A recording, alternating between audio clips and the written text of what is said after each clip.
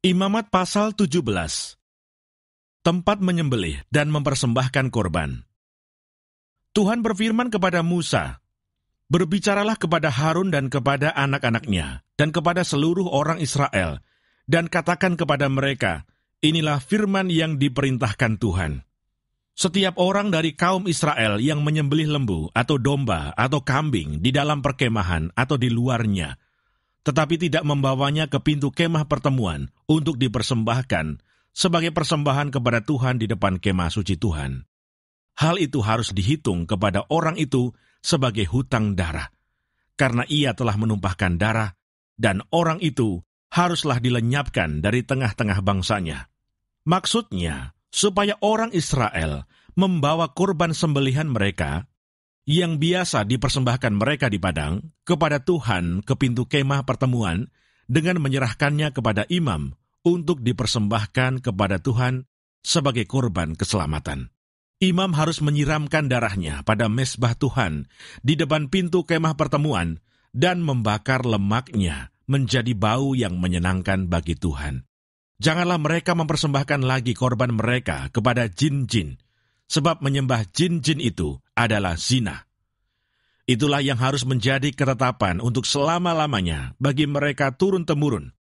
Dan haruslah kau katakan kepada mereka, setiap orang dari kaum Israel atau dari orang asing yang tinggal di tengah-tengah mereka, yang mempersembahkan korban bakaran atau korban sembelihan, tetapi tidak membawanya ke pintu kemah pertemuan supaya dipersembahkan kepada Tuhan, maka orang itu haruslah dilenyapkan dari antara orang-orang sebangsanya.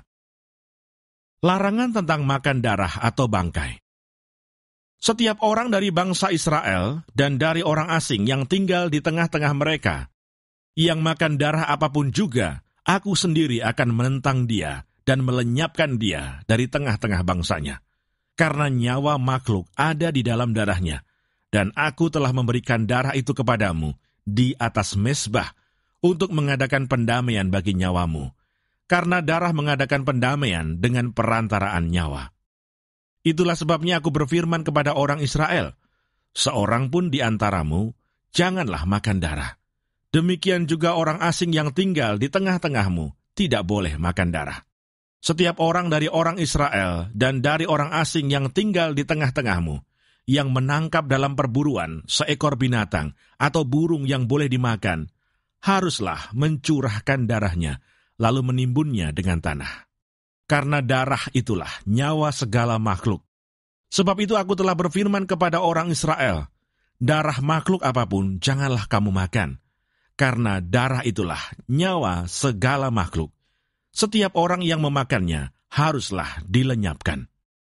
Dan setiap orang yang makan bangkai atau sisa mangsa binatang buas, baik ia orang Israel asli maupun orang asing, haruslah mencuci pakaiannya, membasuh tubuhnya dengan air, dan ia menjadi najis sampai matahari terbenam, barulah ia menjadi tahir.